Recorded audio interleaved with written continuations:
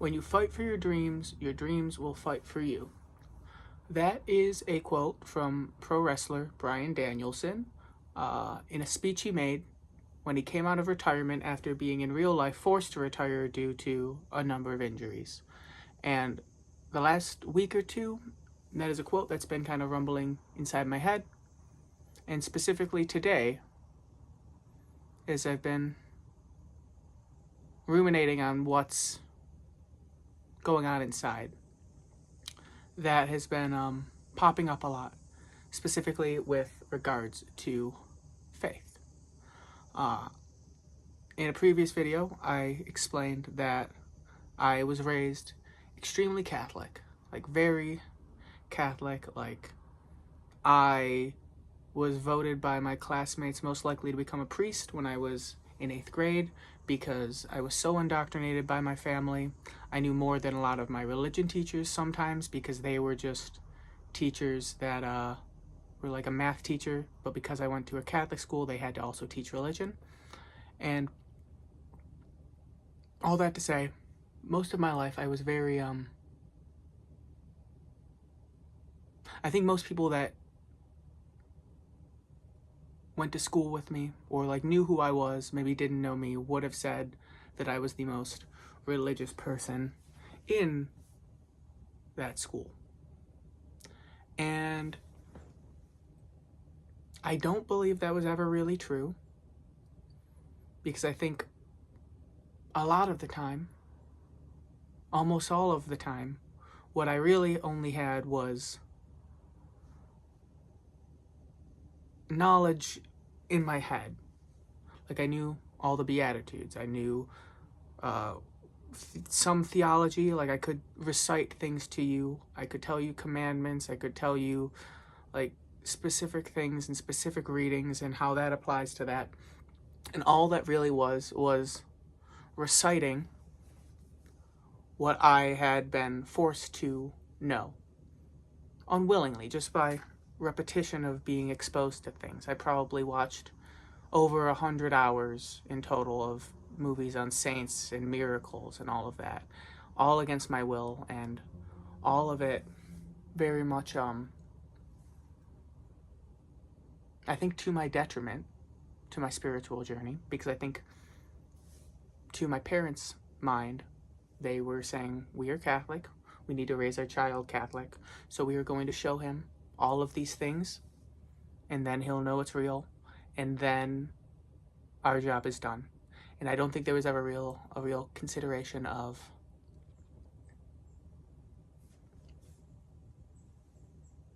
is there any real roots here? Is there any foundation that these things that we're showing our child is based on? Like, yes, we went to church all the time. My parents, my mom specifically, is maybe one of the most religious people I ever met, but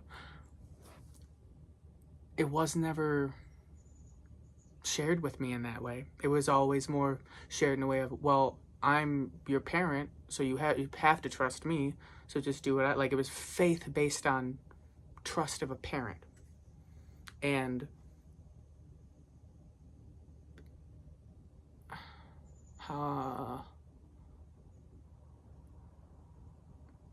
there was not really, in many other ways, there was not a very good foundation of trust with my parents.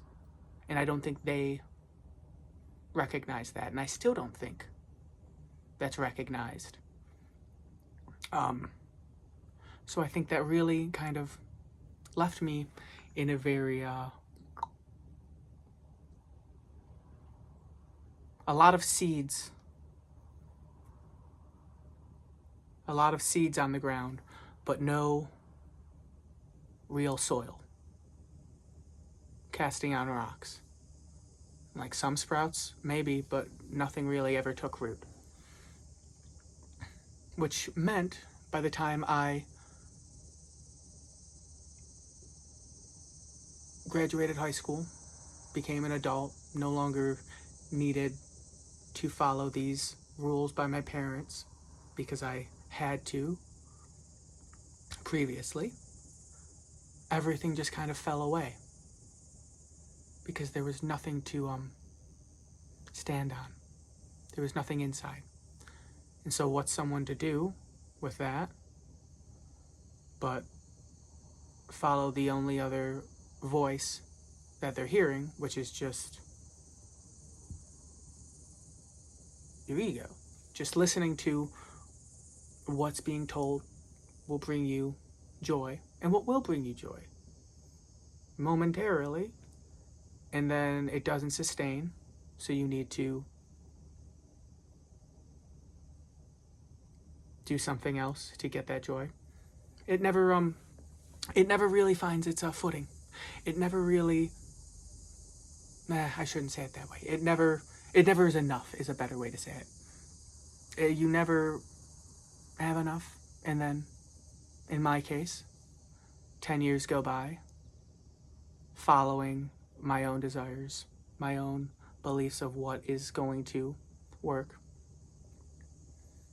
It doesn't. And I'm just left empty. Like, I don't think it's really,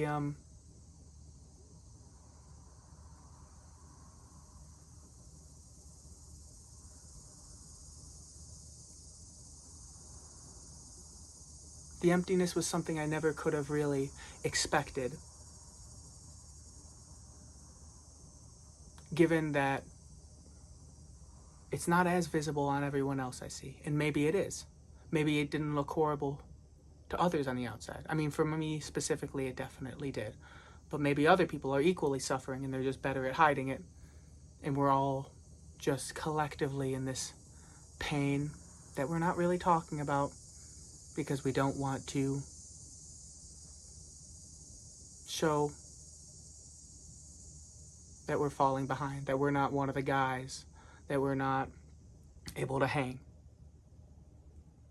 But enough was enough for me, and I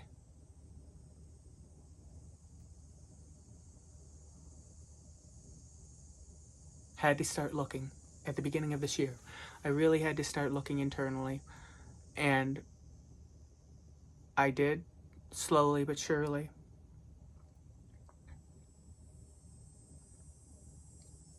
And then as I did, I started feeling more connections. I started being like, oh, this seems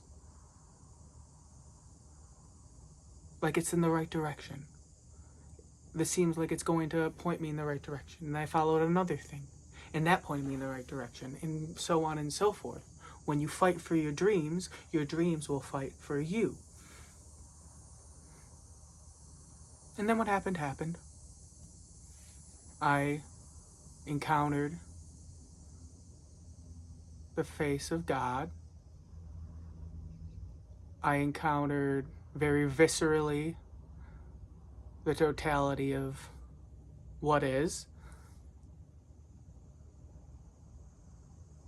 And that was what I always needed. And it never came until now. Like, it was like at a snap of the fingers, just the rocky soil just, it became fertile, almost like magic. Because I didn't deserve it. I tried. But I think in a lot of times when we deal with people day to day, we have trouble forgiving people. Like, if something does a lot of very bad things for a long time, and then one day they apologize and they want to make amends, I think a lot of us have a lot of trouble being able to accept that, even if their heart is in the right place, because they've done so many bad things. They've done so many things wrong, and they've made so many bad choices. It's very difficult to go through and choose love, choose to forgive.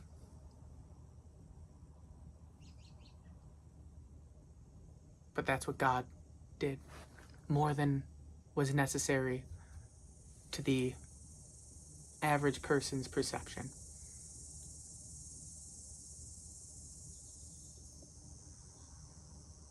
And it continues to happen. I was forgiven. I was shown what could be, what can be, what is and continues to be, and what can continue to be, and what can grow. it is, I want to say magical. I'm in two thoughts with magical, because it is kind of very much trying to hand wave away what is truly spectacular and truly magnificent and visceral when you feel it, and it's magical seems just like such a cop out, such a, I don't know the right words, but it does feel like a magic trick, that something that should not be possible is possible, and it happened, and it continues to. When you fight for your dreams will fight for you. I believe I may have said in a previous video that for the first time truly in my life, I cleaned through everything. Every box I have, every drawer I have, everything. Because in the past, any time I would move, I would just grab a bunch of stuff, throw it in a bag, then get to wherever I was going to be next, throw all that stuff in a thing. It was never fully organized, everything. And I did, and there were so many spectacular little signs that what I was doing was right. And signs with me in the past are very iffy, and it's something I'm really dealing with right now, is allowing myself to receive signs gracefully, with love, and with intention. Because I think a lot of time in the past, maybe I was receiving signs, but I think sometimes maybe I would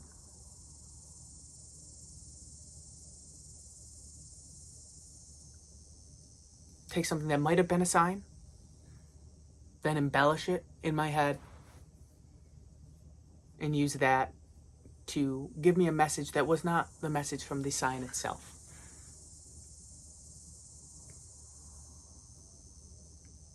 I'm struggling to come up with an immediate example of this, but there were many times that I think, because I very much wanted to be right, my ego needed to be right, I would see something that might have pushed me towards love and recontextualize it into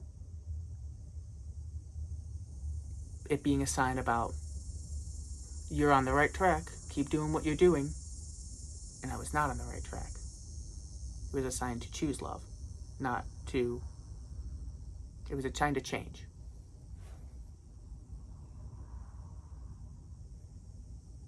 And now I think I'm seeing it better.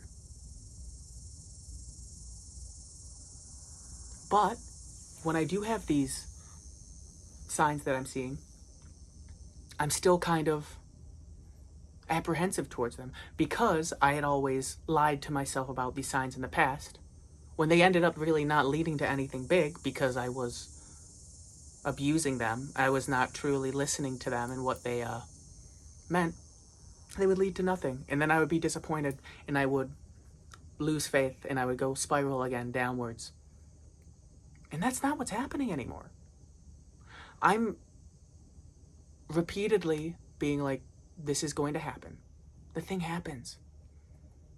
Like, I might have shared that when I was reorganizing a room, I was rearranging furniture, and I was trying to measure it out with tape measure, and I lost that tape measure, so I got another tape measure.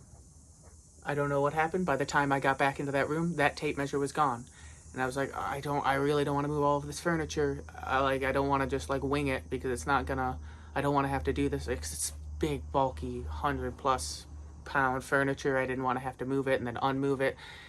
And it was just a hassle. And then I heard in my head, do it, it'll fit. Do it, it'll fit. Just like affirmative. Not sternly, not aggressive, but firmly. It will work, do it. And I did, and it was a perfect fit. I think I did say this in another one. You could not fit like an index card in between the pieces of furniture, just how perfectly to the centimeter how much it fit. It was a sign saying, hey, you're changing your life. Good job. I've also, at the end of a lot of my videos, I will do this, which is the sign for I love you in ASL. And I do that because my mom was a speech pathologist for a deaf school for like 20 plus years. And of the very few signs I learned, one of the ones I learned was I love you. And maybe a year or so ago, this came into my head as a wave I could do to people that matter to me. So that's why I do this at the end. Very apropos that the videos I'm making now, where I get to use it, are about love and are about choosing love. And as I was cleaning, at the bottom of a coin box that I don't remember ever having, I found this here. This pen. I love you. Realistically, what it probably is this was my mom's at some point, and she gave it to me. I don't remember ever getting it. The only way I would have ever found this was by mixing up my room, going through the things that I've forgotten about. If that's not a sign, like you can, it's very easy to say, well, it was already there. It's not anything spectacular. It was there. You would have found it eventually. It was always there. I don't think that's the point. I mean, it certainly isn't to me. I feel revitalized for it. I think a lot of the time that's what it, I think a lot of the time the feeling of faith, it helps me be more faithful. And I've never had that before, like I said. And now I do. When you fight for your dreams will fight for you. Another small example. Last week, the end of last week, I finally started running for the first time since pre-COVID. And I've ran every day, slowly going up more and more. And right now I'm at a point where I can run 1.5 miles without stopping, just running the entire way. And that might not seem impressive, but for me, it's unreal. I've never been able to do that. There was times when I was in high school and I was doing wrestling for high school, and I would work out 2.5 hours every single day, and you'd be running, doing all that. I don't think I could ever run 1 mile nonstop in my life. And now I can. Because I keep hearing in my voice, yeah, you can do it. You can do it. Like, I never understood the idea of running and kind of getting into a trance. And then I did it. I knew that it was possible. And I started running today. And it was so easy. I wasn't really even out of breath when I finished, which I can't express to you how insane that is. I think that's also just limitations that I never had faith in myself.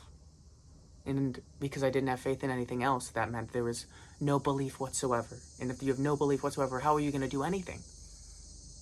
Like, if I had to run from the end of one block down to the end of another block, which is what, maybe 10, 15 houses, like, I would have been panting for breath by the time I did that before.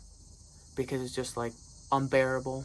When can this be over? Like, this is horrible. I never really wanted, like, I was doing it for nothing. I was doing it because I thought I had to. Like, because it was the thing to do. Like, a lot of people go to church because it's the thing to do. But that doesn't really reap anything. If you're going to church just to clock in and clock out, that's nothing.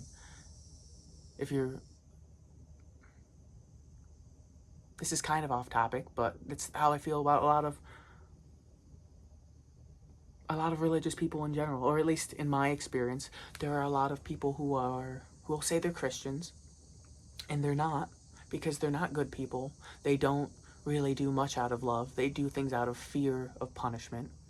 Most of their actions are not because they want to do good. They want to spread joy and love. They do it because they don't want to be punished. And maybe I'm wrong. I don't think that is what I call being a good person. That's being in a police state. Like, yeah, if you live in a police state, you're likely not to be, there's going to be less crime. But there's a reason that's called a dystopia instead of a utopia. It's not a good world to live in. There's no joy to be found there. I don't know. Maybe I'm wrong. I'm working on that as well. Because I do think that a lot of this,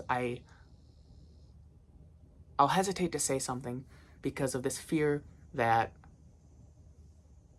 I'm going to look back on this in a year, 2 years, maybe a month, maybe however long. I'll look back on it and I will see something I say and be like, can you believe this? Like, can you believe this kid? Like, what is he talking about? Why is he saying all this stuff? Why are they,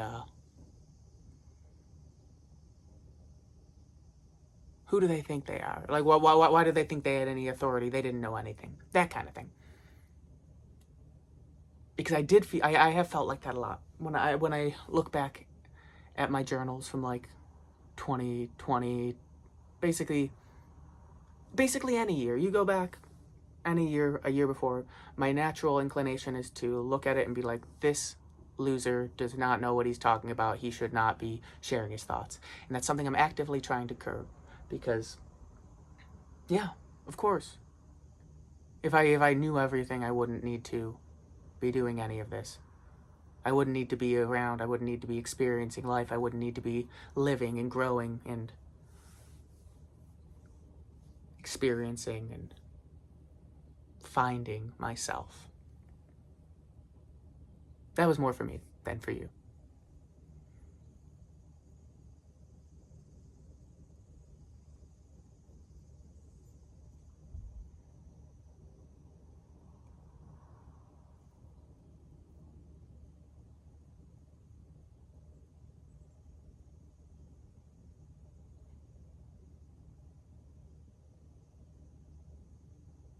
I'm finding joy. I need to remind myself that this is better. Because it's very easy to let things become normalized and think that the way I am now is the way I was forever. Because I'm still living in the same world. I'm sleeping in the same bed. Like, the birds are the same birds that live out there. There's 2 cardinals that go to the bird feeder there. And they're the same 2 cardinals that came before. So it's easy to miss small changes. I would never be doing that. I would never be running. I would never be running. I would never be trying. I would never be recording to this extent. I would never be sharing myself to this extent. Absolutely not.